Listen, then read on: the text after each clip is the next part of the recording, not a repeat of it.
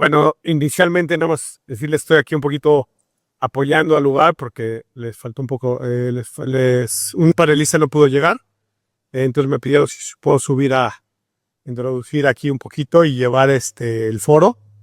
Creo que vamos muy directos hablando uno por uno y a mí sí me gustaría convertir un poquito más esto en una forma de foro de discusión porque cambiando la dinámica puede ser un poquito más interesante hablar de la nube y de tema tenemos gente de 99 minutos que también podemos mezclar este tema de la nube con el tema de envíos y de entrega última milla y next day, ¿no?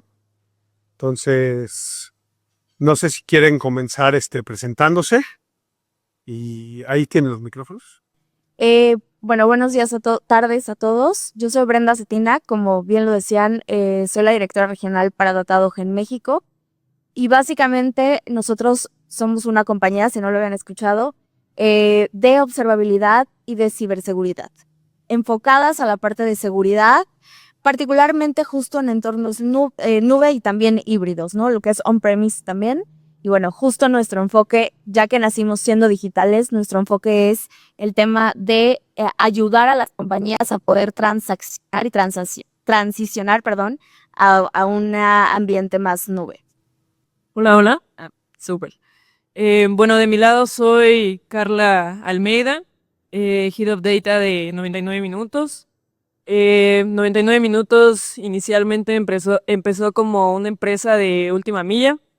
Desde el año pasado fuimos adquiriendo e incorporando algunas nuevas líneas de negocio. Entonces, pues seguramente tendremos por acá con ustedes una charla muy interesante. Mi nombre es Guillermo Sandoval. Yo soy el encargado de ventas de México y Centroamérica para una empresa que se llama Genetec. Y creo que esto va a ser interesante porque pues son diferentes puntos de vista y diferentes perspectivas. Y Genetec en particular es una empresa enfocada, es uno de los pilares en la industria de seguridad. Entonces, al final, todos estos conceptos, ideas de transformación digital, adopción de nube, ahorita podemos ver cómo vemos que nuestros clientes lo adoptan a los sistemas de seguridad y cómo el sistema de seguridad está volviéndose cada vez más un punto de partida para poder dar también inteligencia a todos los negocios, industrias, municipios, estados, para poder ir más allá de solamente ver cámaras o grabar situaciones de seguridad, ¿no? Mucho gusto. Ok, buenas tardes. Mi nombre es Gerardo Guerrero. Yo soy el director de datos de la Secretaría de Finanzas del Gobierno del Estado. El Gobierno del Estado de Guanajuato es líder, bueno, ha sido líder y punta de lanza en el tema del uso de la nube. Entonces, pues bueno, creo que podemos aquí comentar un poco de la experiencia y del tema más enfocado hacia el negocio que hacia la tecnología, ¿no? Nosotros, a mí me toca ser usuario, pues, de alguna manera, de diferentes nubes y y también nubes propias, ¿no? Entonces aquí estamos a la orden. Aquí me ponen un poquito más o menos de quién hace cada cosa, pero sí me gustaría un poquito romper la dinámica lado a lado. Y no sé si a alguien le gustaría tomar el tema de retos y amenazas a los cuales enfrentamos tanto en las nuevas opciones de 99 minutos que nos mencionas, como en los retos y amenazas que tenemos en las tecnologías emergentes hoy en día.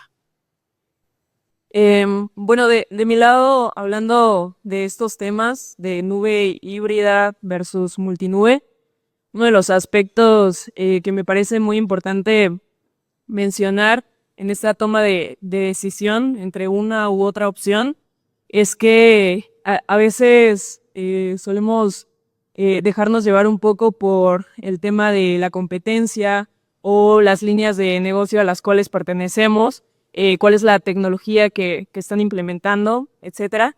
Pero pues también es muy importante entender cuál es el contexto y cuáles son las necesidades del negocio para poder tomar de una manera muchísimo más asertiva justo pues esas decisiones.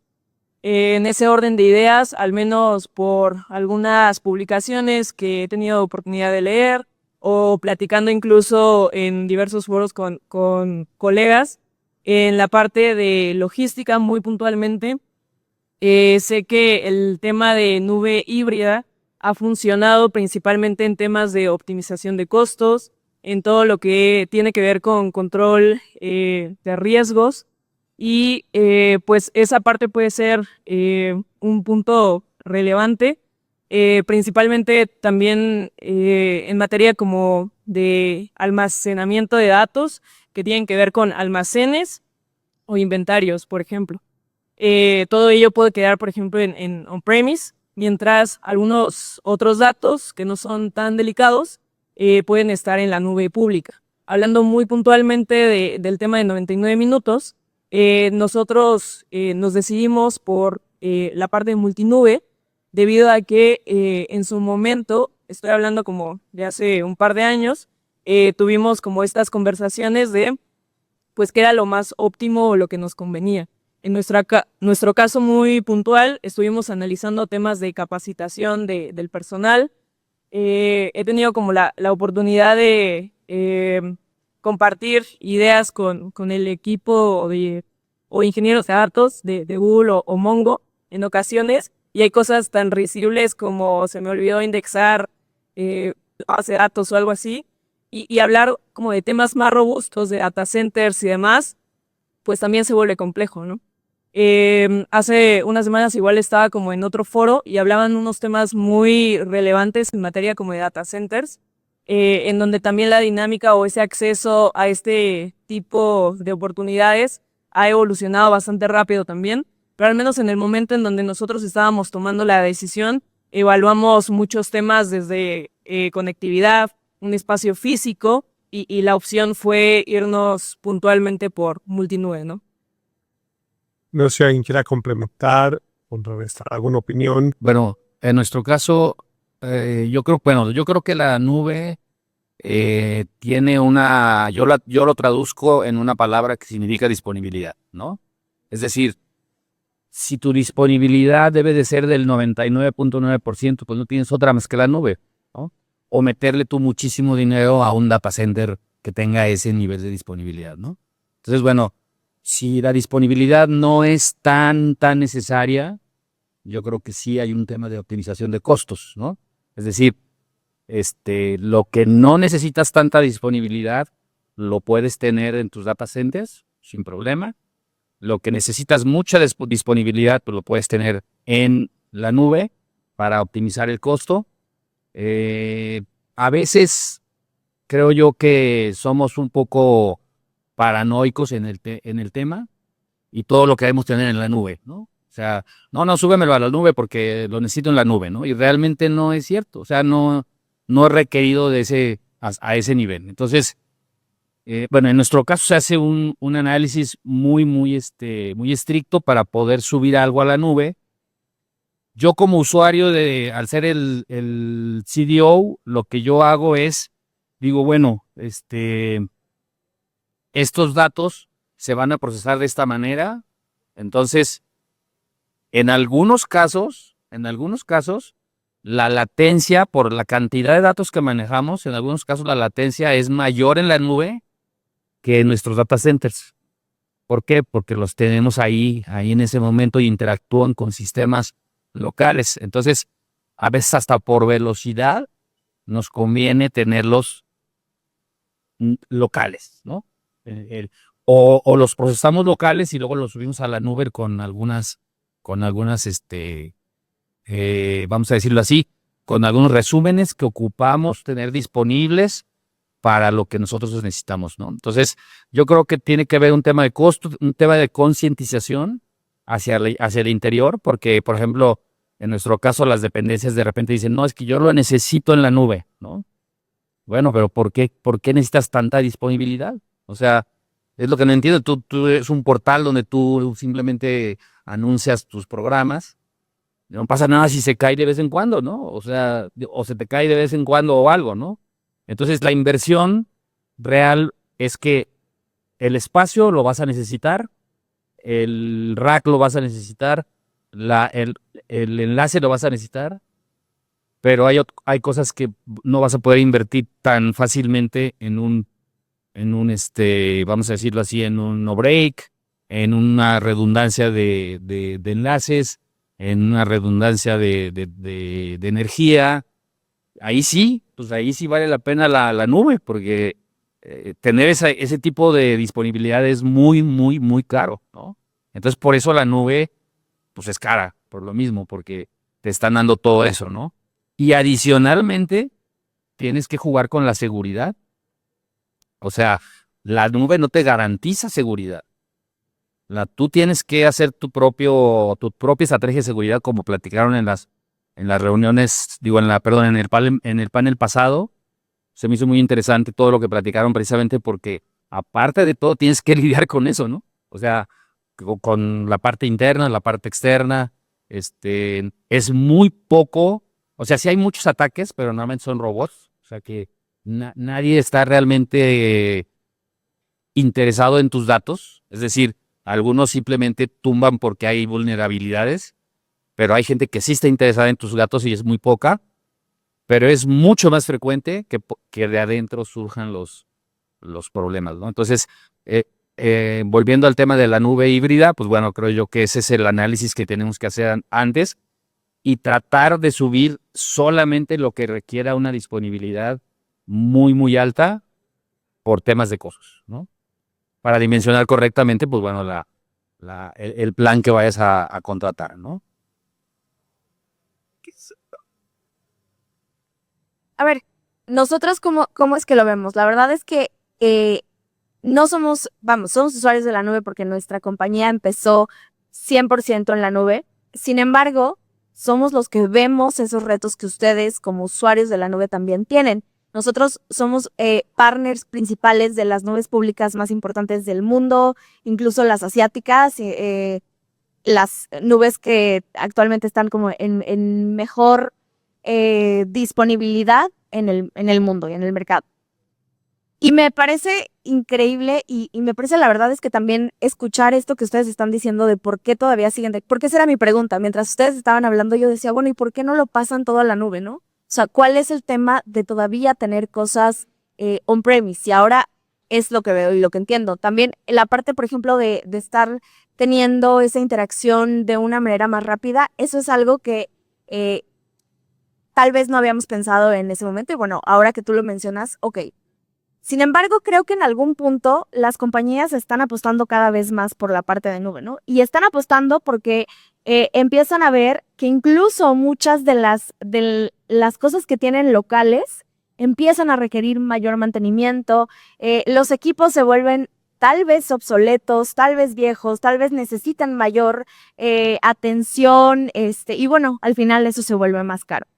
Creo que el tener un híbrido hoy en día y tener esa mezcla es algo que hoy está pasando y que las compañías que lo tienen incluso ya son avanzadas, porque hay muchas, y por ejemplo, para mí el escuchar esta parte del gobierno de Guanajuato me parece espectacular, porque sabemos que muchas veces las instituciones de gobierno son las que más tarde van en cuestión de modernización y en cuestión de transformación y en cuestión de, bueno, muchas cosas que son óptimas para esta parte, ¿no? Entonces, desde ese punto de vista, creo que los retos que hoy las compañías tienen es la parte de entender cómo operar y optimizar el costo, porque también las nubes tienen diferentes, ¿cómo les digo? Diferentes sabores que podrían ser más óptimos. Y hoy ellos empiezan a dar cuenta, los proveedores de nubes empiezan a dar cuenta que se vuelve muy caro. Entonces empiezan a hacer esquemas donde a lo mejor pues se habilitan o se disponibilizan instancias o nodos que después se pueden destruir para que no estén consumiendo mayor recurso y tengan diferentes temas de costos. Si el tema es una cuestión de costos, creo que hay muchas maneras en las que esto se puede afrontar y se puede manejar. El tema es algo más de tiempo y latencias. Creo que también eso es algo que se tiene que revisar, porque existen ya también métodos que pueden tener alguna parte aquí y tal vez mandar la información en la nube para que también el costo no sea tan caro de tener almacenada la información, porque el tener almacenada la información es bastante caro, ¿no? De forma local. Entonces, creo que es muy interesante escucharlos a todos. También creo que van más avanzados que muchas compañías hoy en México y eso me da bastante gusto. Pero bueno, sí es importante entender el porqué. Y ahora más adelante les voy a contar cómo es que desde lo que nosotros hacemos u otras empresas que están de la mano de nosotros, ayudamos en ese proceso como tal en cuestión de nube híbrida, ¿no?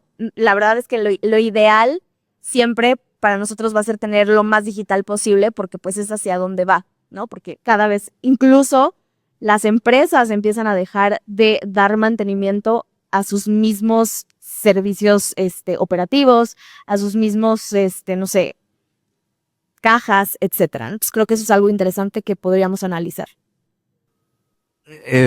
Esto es también desde la perspectiva de nuestros clientes directos, que son los directores de seguridad, encargados de seguridad de diferentes corporaciones, departamentos de seguridad pública de diferentes ciudades alrededor del mundo. Creo que el principal reto es un cambio de paradigma, ¿no? Porque al final el tratar la información de seguridad de las compañías, pues siempre se ha visto como que es la información más sensible el nivel, tienen el nivel más sensible de seguridad, porque al final son grabaciones, son usuarios, son registros, entradas, salidas, que pues por lo regular, pues en la perspectiva de nuestros clientes, pues es información que debe tenerse on-premise, ¿no? Y debe tenerse resguardada en sus instalaciones.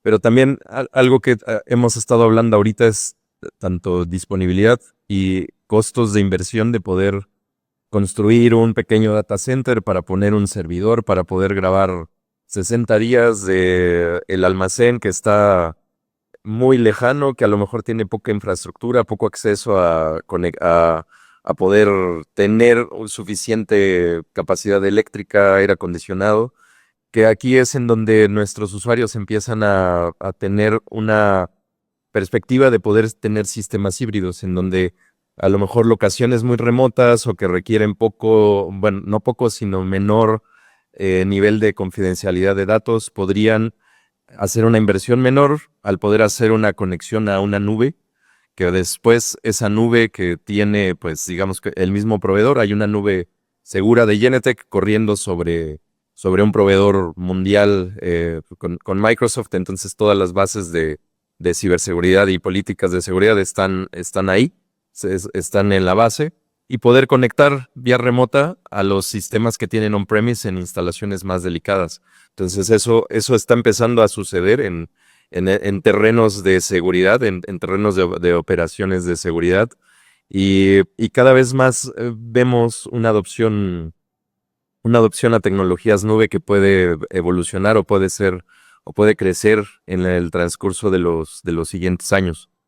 Entonces, también un reto de poder utilizar una nube para seguridad, pues es también cuánto ancho de banda necesitas para subir mucho video a una nube y poder retenerlo en una nube 30 días, 60 días, que por normas necesitan guardarlo. Entonces ahí sigue habiendo un reto de administración en la nube, pero almacenamiento de las grabaciones en on-premise. Entonces, pues está haciendo una mezcla interesante en el terreno de seguridad en estos años, mientras más se adoptan tecnologías de nube en toda la tecnología de seguridad.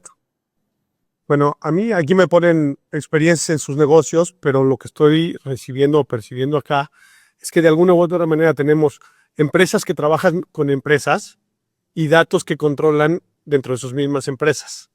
O sea, a mí me llama un poco la atención el tema de seguridad, porque de aquí, en el tema de Timber y del gobierno de Guanajuato, controlan datos de gente externa, donde la seguridad va mucho más allá y a veces la parte de esto híbrido y de tener concentrada la información en sus manos, aunque sea una nube interna, no pertenece a una nube genérica.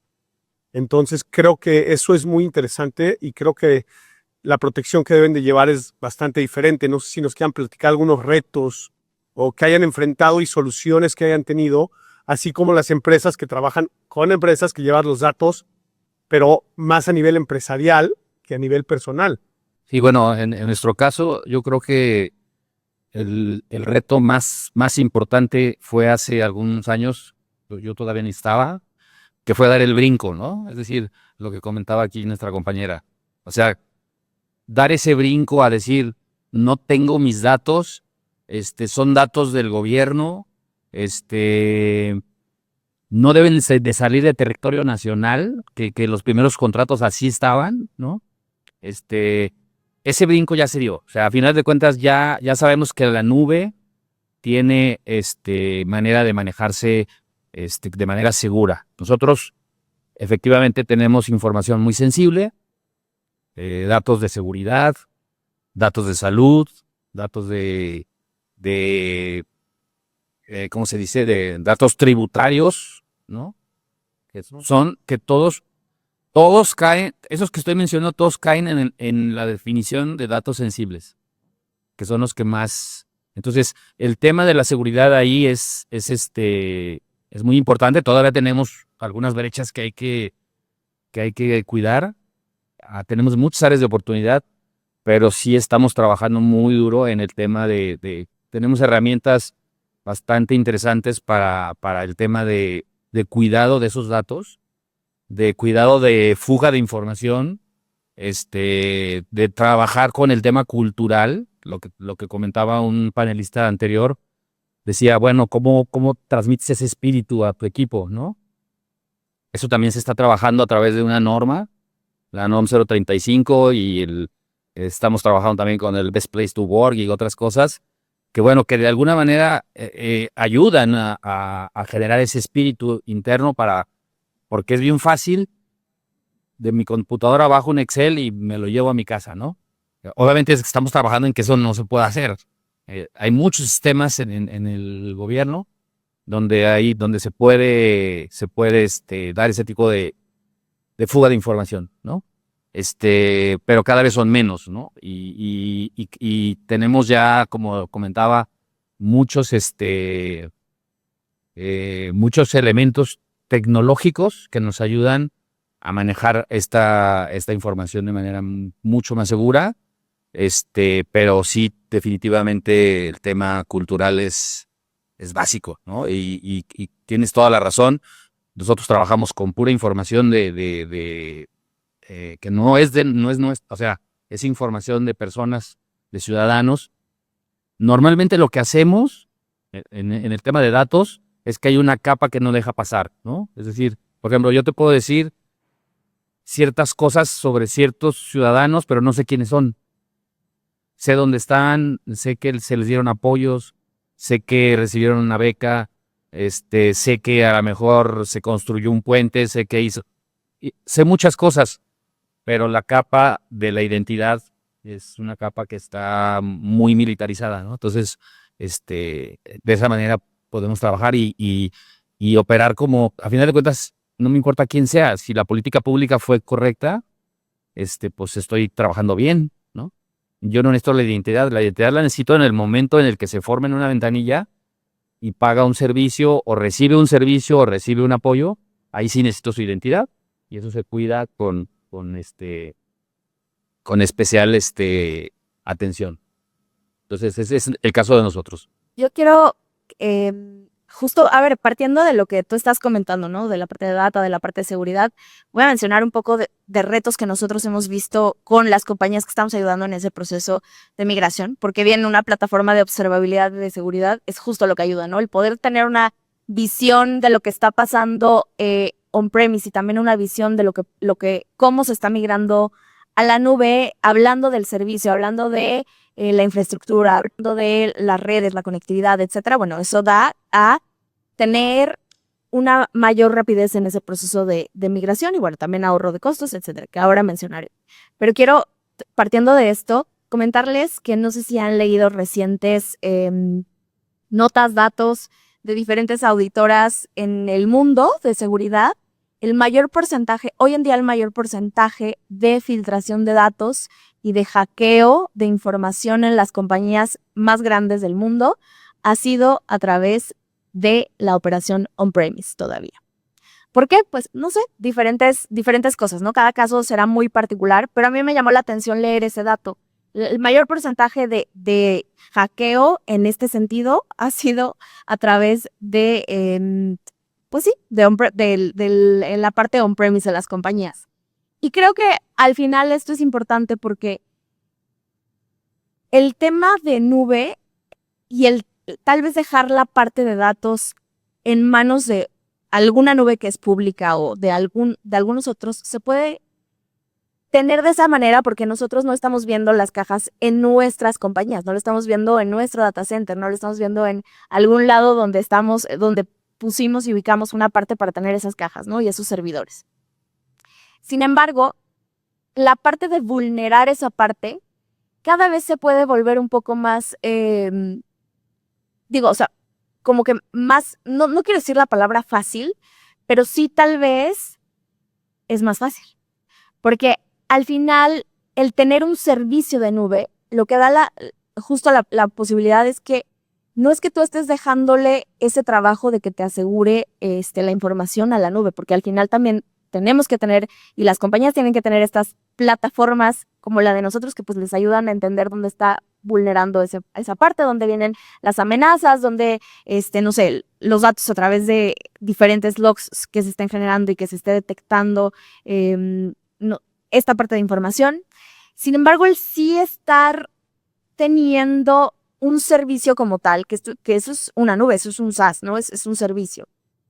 Pues sí da la posibilidad de que esa información está respaldada bajo una institución que tal vez tiene mecanismos de seguridad muchísimo más grandes que a lo mejor una operación que es más pequeña, sin demeritar obviamente eso de las compañías más pequeñas o el proceso o la operatividad que esas compañías llevan usando hace mucho tiempo. Pero sí es importante decir que hoy los hackers o estas personas que están intentando robar esta información se están especializando mucho más en todavía lo que está on-premise, que sigue siendo gran parte en el mundo, no solo en México, porque se han dado cuenta que es un poco más difícil hackear o vulnerar algo que está tan seguro en cuestión tal vez de nube. Sabiendo que han habido también ciertos retos y ciertas cosas que han pasado en diferentes nubes y hablando de compañías enormes como un Microsoft, me atrevo a decir, etcétera. Pero los datos son los datos y al final esto también creo que es muy importante entender, ¿no? O sea, el cómo están actuando estos entes para justamente empezar este tipo de ataques, pero que al final son para tener esta información o tener el control de una operación que está bajo un equipo más local. Entonces, bueno, eso es algo importante. Ahora, en cuestión de retos, algo que también hemos visto nosotros es lo que ya decían ustedes, la parte de los costos. Hay compañías que se emocionan mucho al principio y empiezan el tema de, bueno, vamos a migrarnos y vamos a irnos a la nube y empezamos a desarrollar, y empezamos a nacer. Y que tal vez las compañías que están creciendo, estos grandes grupos que empiezan a tener nuevas compañías más pequeñas, que son más digitales porque las empiezan desde cero en la nube, pero después se empiezan a dar cuenta que es muy costoso y que entonces pues hay ciertas cosas que a lo mejor todavía pueden tener on-premise y entonces ¿qué pasa? Empiezan a bajar la información porque hemos visto esos casos, que se suben a la nube y luego lo bajan otra vez. Entonces es como, ¿y por qué lo estás bajando? ¿No te está gustando? ¿No? ¿Qué está pasando? No, sí, pero es que me sale muy caro. Creo que eso es importante también entender y yo me atrevería a decir que si una compañía está en un proceso de migración, debe dejarse orientar por los mismos proveedores, por los mismos arquitectos que tienen tiempo y experiencia en este proceso de migración a la nube, para también dar mejores prácticas en cuestión de optimización de costos, en cuestión de optimización de recursos. Lo hablaba hace rato, el tema de que a lo mejor hoy existen nuevas formas de operar en las nubes públicas, donde se está teniendo esta parte de, bueno, a lo mejor ahora que es mi temporalidad más alta, necesito como un servicio más, tal vez más instancias, más nodos, más lo que sea, contenedores, etcétera, versus a lo mejor una temporalidad más baja. Entonces, que también eso se pueda ajustar y moldar pues a las necesidades que cada una de las compañías tenga, ¿no? Creo que esos son los retos más importantes que hemos visto. Tal vez el desconocimiento de cómo funciona la nube como tal, y creo que también es muy importante que si vamos a empezar un proceso de eso en nuestras compañías, estemos contando con el entrenamiento adecuado, con la información correcta, que nuestro equipo se empiece a capacitar al respecto de esos datos y de cómo funciona, para que no sea por un tema de desconocimiento, porque la mayor parte de esas cosas que hemos visto en retos es también cuestión de conocimiento de cómo funciona, ¿no? Entonces creo que sí, tal vez es un poco el tema de cómo empezar a hacerlo, pero contando con capacitación correcta y con la información adecuada y con el equipo preparado, creo que es un poco más factible. Sí, bueno, eso es lo que hemos visto a nuestro lado.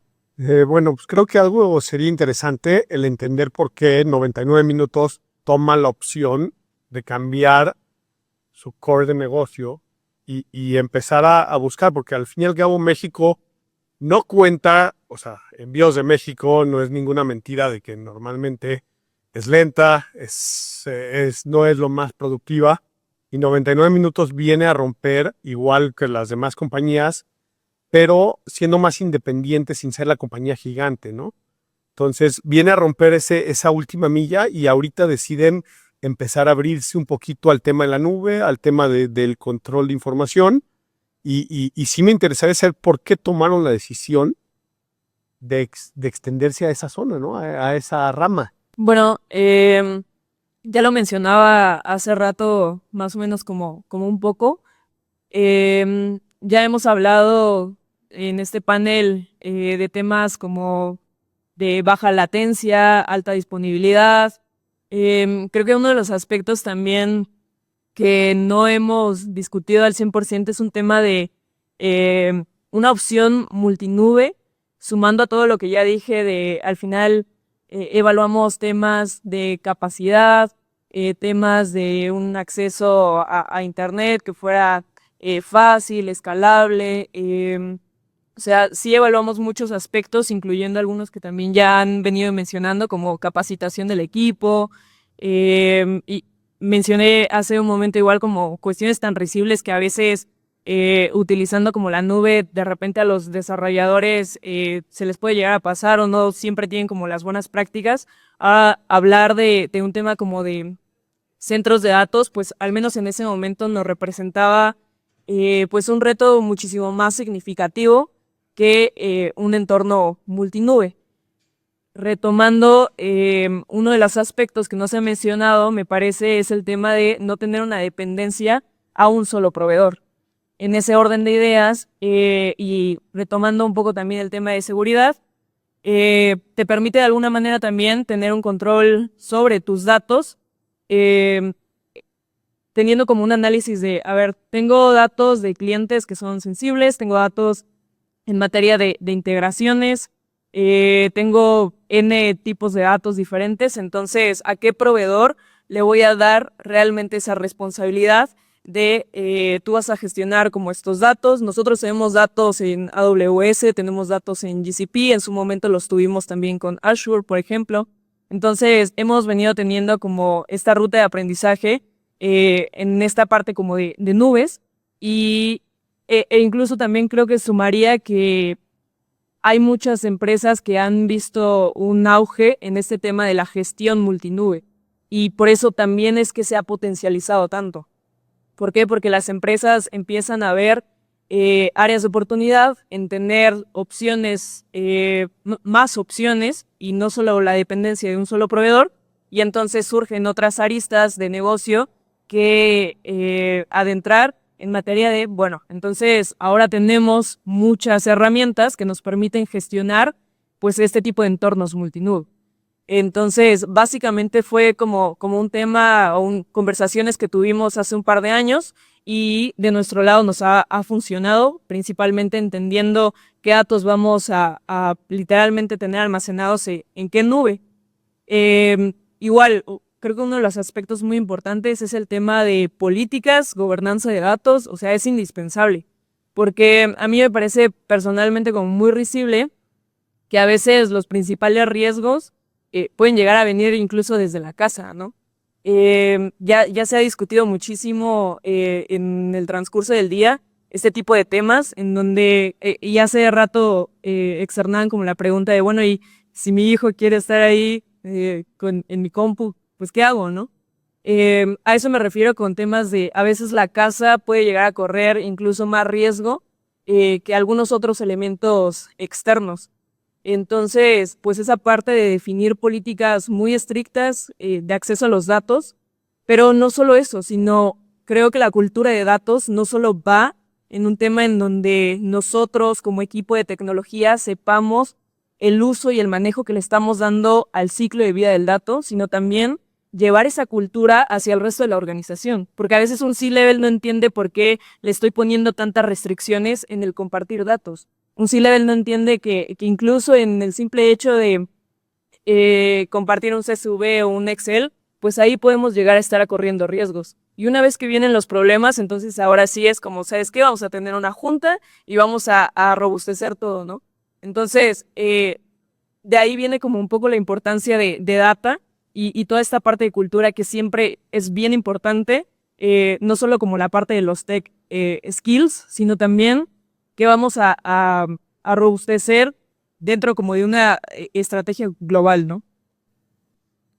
Para continuar, aquí nos plantea la idea de tener una estrategia de sistemas y hacia dónde van y hacia dónde va la vulnerabilidad de todas estas nubes y qué se plantea para mejorar la seguridad de esta. No es nada escondido que hace varios años nos hackearon Estados Unidos, los sistemas de seguridad de Estados Unidos. Hace un par de años hackearon al sistema de seguridad mexicano, sacaron muchísimo y lamentablemente el pensamiento malévolo o villano que existe en el mundo llega a ir más rápido que las empresas que trabajan en el camino ético que veníamos mencionando. Entonces, no sé si quieran platicaros un poquito de hacia dónde vamos y qué decisiones se están tomando para proteger este tipo de datos. No, en mi caso no soy el especialista en el área de seguridad en particular. Lo que sabemos es que se está trabajando con un esquema precisamente de gobernanza de datos. Yo soy el CDO y estamos tratando de crear esa cultura a través de modelos, a través de guías de implementación, a través de varias estrategias, pero sobre todo la parte cultural, ¿no? Esa es la parte, yo creo, más importante. Al momento de que ya llegas a un nivel de gobernanza de datos, a una madurez en ese tema, yo creo que ya diste un gran paso para poder evitar todas esas vulnerabilidades, ¿no? Es decir, nosotros vamos hacia allá, sabemos que es un camino muy largo porque el gobierno es enorme, un gobierno estatal es enorme, y retomo lo que se comentaba hace rato de la nube híbrida, porque de repente son datasets enormes, o sea, de gigas con gigas. Entonces de repente dices, chin, lo subo, lo bajo, lo proceso aquí, lo proceso acá. ¿Dónde lo hago, pues, ¿no? ¿Dónde lo pongo, no? Entonces, lo mismo pasa con el tema de seguridad. Efectivamente, el riesgo de un hackeo o de una mala práctica o de alguna fuga de información, se puede dar en cualquiera de las dos partes, ¿no? Se puede dar on-premise o se puede dar en la nube. Sobre todo si nosotros no hacemos la tarea, ¿no? Si hacemos la tarea, pues entonces sí ya caemos en la responsabilidad del proveedor y ahí sí ya creo que la reputación del proveedor nos ayuda bastante, ¿no? Nosotros también tenemos, creo que sí lo podemos decir, ¿no? Con AWS, con Google, con Microsoft. Entonces, hemos estado, digamos, buscando alternativas para que esto permee hacia todas las dependencias. ¿Por qué? Porque finanzas es normativo en el área de tecnología, pero es normativo. O sea, no tenemos el punch como para decir, así tiene que ser. O sea, mandamos lineamientos y esos lineamientos los tienen que acatar por un tema de atribuciones, pero es muy difícil meter la mano hasta donde está el último dato, ¿no? Entonces, la estrategia es cada vez darle más perfil a esto. Ha sido un camino muy tortuoso. Ha sido muy, muy complicado. Se requiere mucha gestión, así como lo comentaba, ¿no? O sea, a ver, ¿qué vamos a hacer? ¿Y por qué me quitas? Esos datos son míos. Y dices, pues espérate, no son tuyos, son del gobierno del Estado, ¿no? Y dices, no, pero son míos porque bueno, está bien, hay algunas cosas como el tema de datos de seguridad, datos biométricos, em, los famosos C5 que captan una cantidad de información impresionante. Todo eso, si no tiene una gobernanza de datos, te rebasa, pues. O sea, tú ya estás arreglando una cosa cuando ya tienes otros 10 o 20 datasets nuevos que se generaron por alguna razón, ¿no? Entonces, esa es nuestra estrategia. Bueno, no es nuestra estrategia, sino que desde el punto de vista de datos, lo que estamos haciendo es implementando una gobernanza de datos que pueda darnos ese nivel de seguridad y que las zonas desmilitarizadas efectivamente tengan esa información que ya no es sensible, ¿no? Es decir, que sea la información que sea pública. Tenemos una cuenta pública donde se presentan los resultados, los impactos, etcétera.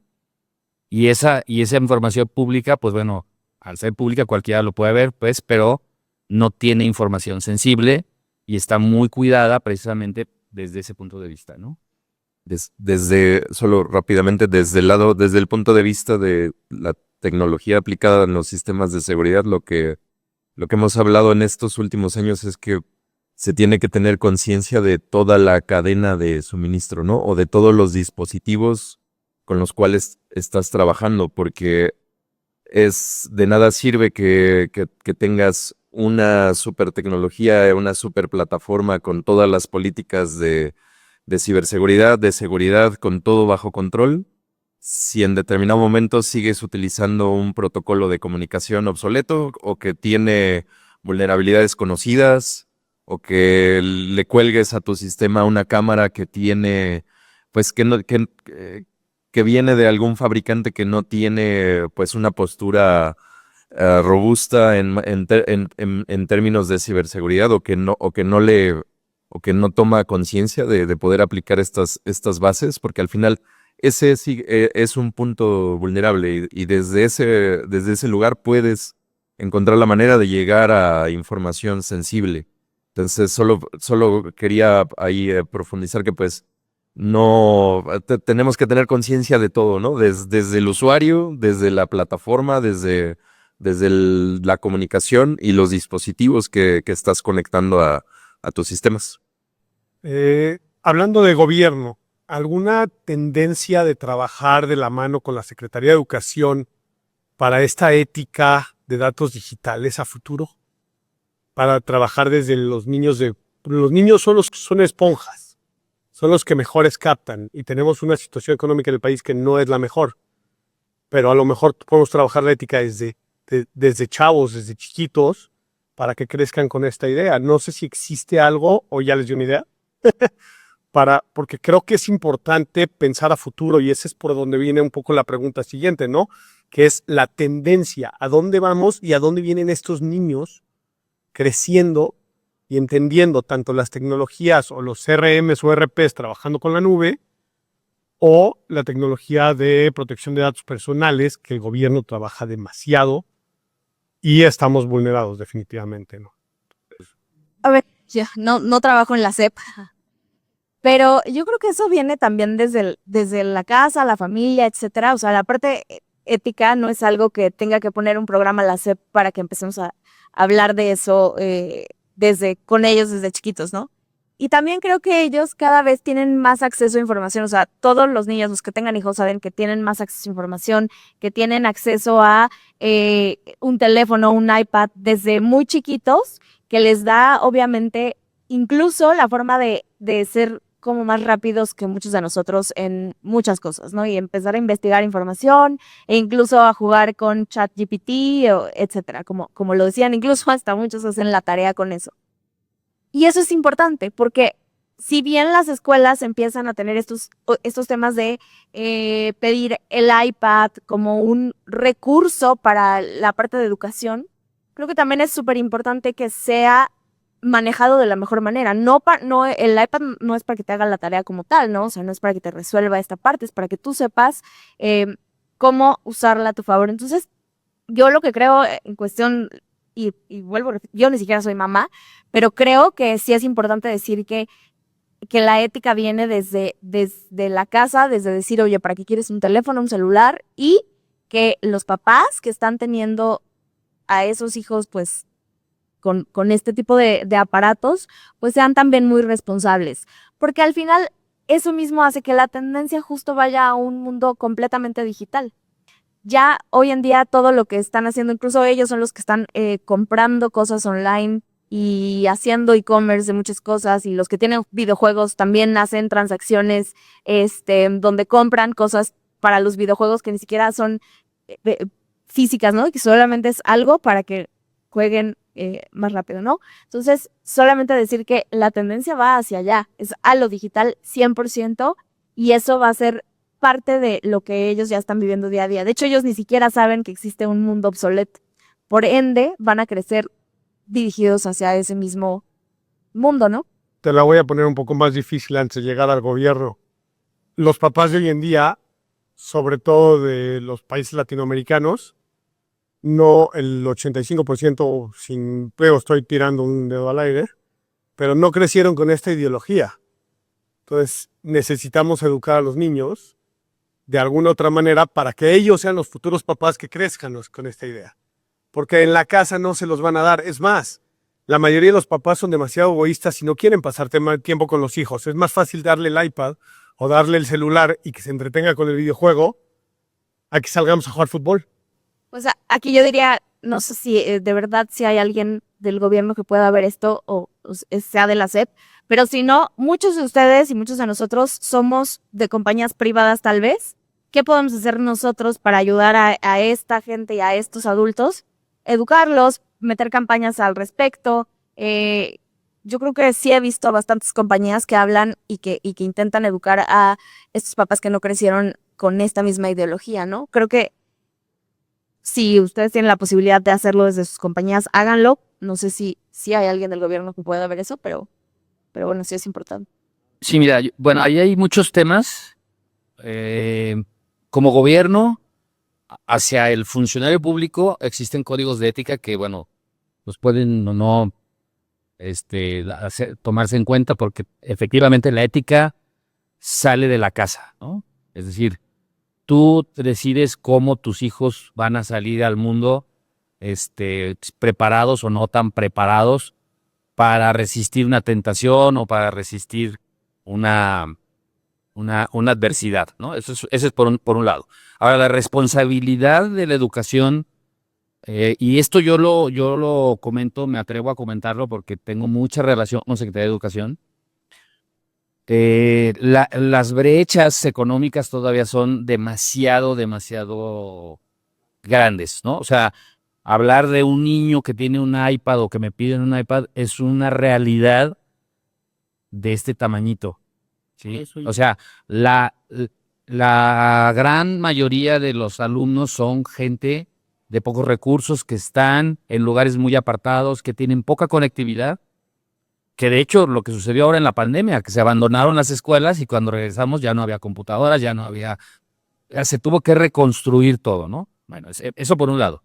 Ahora, la parte de la educación o de lo que se está transmitiendo en la parte básica no existe.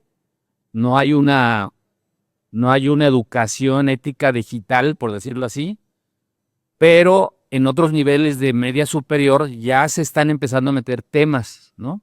Por ejemplo, ya en mi caso a mí ya me han invitado a dar pláticas en el tema del manejo de datos, ¿no? Y y los chavos pues realmente están trabajando ya con ese tipo de herramientas. Ellos sí, porque son ya universitarios, porque ya pueden tener acceso a una computadora, aunque sea de manera parcial, o que no sean dueños. Y ahí está empezando a ver algo. La tendencia tiene que ir hacia allá, pero siempre se ha visto que la educación es muy diferente a la instrucción, ¿sí? Es decir, la educación se da en casa o en la familia o como lo quieran ver. La instrucción que da la responsabilidad de la escuela es reducir esas brechas, ¿sí? No las económicas, sino las de conocimiento. En Guanajuato, por ejemplo, hubo una campaña donde se repartieron algo así como 800,000 tablets, ¿no? A alumnos de educación básica. Y pues bueno, algo ayudó, ¿no? Pero a pesar de que parezcan muchas, fue un porcentaje muy poco comparado con el total del alumnado que tenemos en escuelas públicas, ¿no? Entonces, y muchas se dieron a nivel superior también, o sea, se dieron tablets a nivel superior, media, y creo que hasta media nada más. Creo que básica no se dieron tablets por el tema no, y aparte de que son niños muy pequeños que a lo mejor le entregas una tablet y alguien se la arrebata a la vuelta, ¿no? Entonces, yo creo que ahí es un reto para todos los gobiernos, el manejar el tema ético a nivel de uso de tecnología, ¿no? Ahora, y implementar este uso de tecnología y estas capacitaciones, no solo a los niños, también a los padres, porque yo creo que estamos tocando un tema donde hay separación un poco entre escuela y padres, y creo que estamos viviendo un mundo donde son generaciones completamente opuestas, donde se tiene que trabajar de la mano, papás y escuelas, y la ética tiene que venir a eso, y a lo mejor trabajar con los padres puede fortalecer el trabajo en casa. Sí, siempre ha habido, siempre ha habido ese tipo de dinámicas. Inclusive, por ejemplo, en Guanajuato adoptamos el programa de Planet Youth, que es un programa que se creó en Islandia y que precisamente involucra a los papás, ¿no? Este programa está enfocado a prevención de adicciones y el único programa a nivel mundial que ha mostrado resultados es ese precisamente, por eso se adoptó. Se llama Planet Youth, donde ahí, bueno, la dinámica es, ok, los padres vengan para entender la problemática y a los hijos que entiendan la problemática de los padres y bueno, tiene su metodología. Pero lo interesante ahí es que es el único que ha mostrado resultados en el tema de prevención de adicciones. Así como ese plan, hay algunos otros planes que tienen que ver con deporte, porque también los chavos ya no quieren hacer deporte y entonces o se les complica más el tema de deporte y sobre todo que la implementación de todo esto es muy, muy complicado. Tenemos todavía problemas de seguridad muy fuertes, niños que están involucrados en temas de delincuencia, o sea, con padres que están involucrados en temas de delincuencia o que están sometidos por la delincuencia. En fin, hay todavía una problemática muy fuerte en el sentido de cómo atacar, cómo llegar, cómo acercarse, ¿no?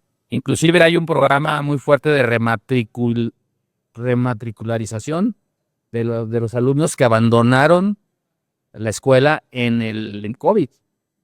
La abandonaron y casi duraron 2 años sin escuela y ya no quieren regresar a la escuela. Entonces ahora se están poniendo metas para rematricularizarlos. Entonces yo creo que los problemas son mucho más básicos, mucho más,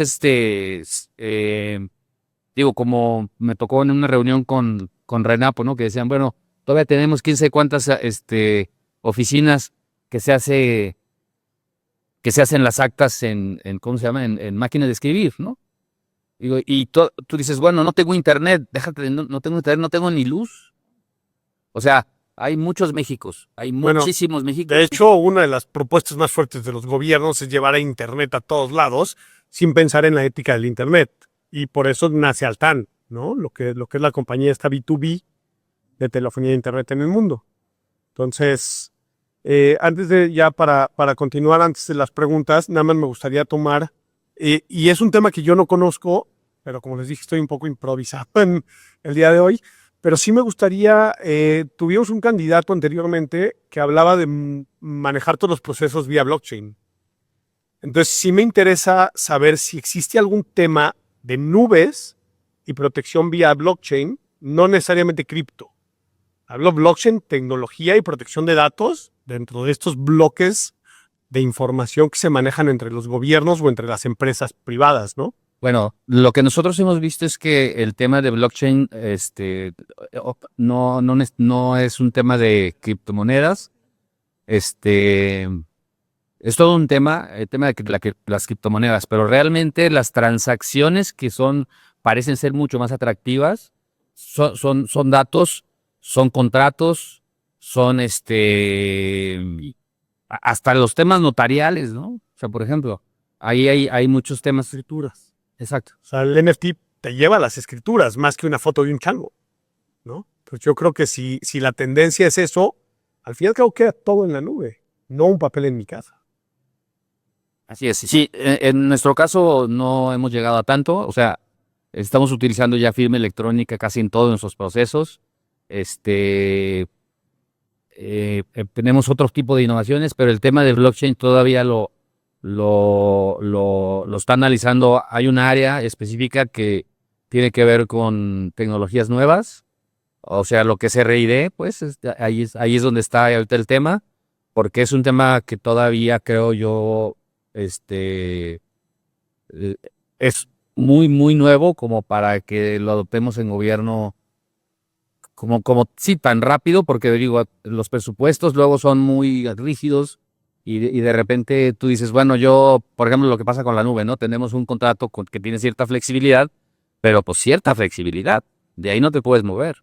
Y si tú de repente sales con un proyecto que trae un montonal de gigas y que trae un montonal de transaccionalidad, pues resulta que no lo vas a poder subir a la nube porque tu contrato no te da para eso, ¿no? Y es un contrato multianual de 3 años, y entonces dices, pues ya me amolé por 3 años, ¿no? Para subirlo a la nube. Entonces, por eso... Probablemente la ya no va a esa velocidad, ¿no? Exacto. Y sobre todo que la adopción de nuevas tecnologías tiene que ver con acercarse con empresas como ustedes que tienen toda la capacidad. Hay que acercarse, hay que empezar a buscar una manera de encontrar un contrato que nos ayude, pues, ¿no? Que podamos subirlo y que se pueda presupuestar, que se autorice por el Congreso y que se pueda llevar a cabo, ¿no? Entonces es un proceso difícil, por eso digo que en nuestro caso no tenemos esa experiencia todavía. Empresas privadas. Pues yo, a ver, lo que iba a decir es, no necesariamente, particularmente para temas de blockchain o de esta parte de información de los NFTs, porque como tú bien dices, no es la foto en particular, es la propiedad de eso, ¿no? En realidad. Pero no enfocándolo en eso, o sea, realmente todas las compañías que están, o bueno, todas las personas que tienen algún tipo de servicio, no sé, con un banco o con lo que sea, hay muchos mecanismos y organismos que regulan eso, no nos vamos lejos, la CNBB regula mucho la parte de data sensible, de información, etcétera.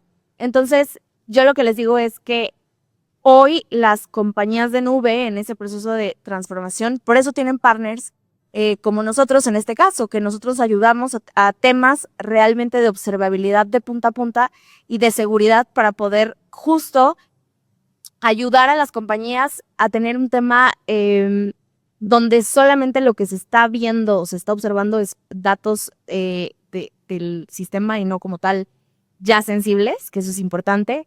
Y dos, sí la parte de vulnerabilidades, no únicamente en cuestión de infraestructura de nubes, sino ya llegar al servicio que está corriendo en esa nube. O sea, llegar a detener ciertas vulnerabilidades en cuestiones ya de las aplicaciones o los servicios que corren en eso. ¿Y qué es eso? ¿O qué nos da esa parte de los servicios o las aplicaciones? Pues toda esta información que puede ser sensible. Vuelvo y digo, no es, a lo mejor mi respuesta no va directamente a la parte de blockchain, porque eso es algo que está siendo emergente, pero no debe ser muy diferente de la data sensible que pueda tener una institución que maneja información sensible de las personas, como por ejemplo las entidades de gobierno, los bancos, etcétera, ¿no? Y que, por cierto, yo sí creo que hoy las compañías están hablando de que si hoy, por ejemplo, no sé, la parte de compliance en cuestión de tarjetas de crédito se llama PCI, por ejemplo, a lo mejor algo para este mundo nuevo va a existir algo nuevo que esté haciendo segura esta parte como tal ya de este mundo moderno, ¿no? Pero, o sea, creo que la práctica tiene que ser muy parecida a la de data sensible. Tal vez el mecanismo que se regula o los puntos que regula este mecanismo sea algo que todavía se está trabajando en el mundo. Nada más como comentario, ya no sé a qué llamarle emergente. El blockchain tiene más de 14 años existiendo. Entonces yo creo que el emergente ya es en 1 o 2 años, ya no existen, o sea, ya no es irte tan atrás, es algo que va tan rápido, emergen y en 1 año ya están fuertes, ya no son emergentes.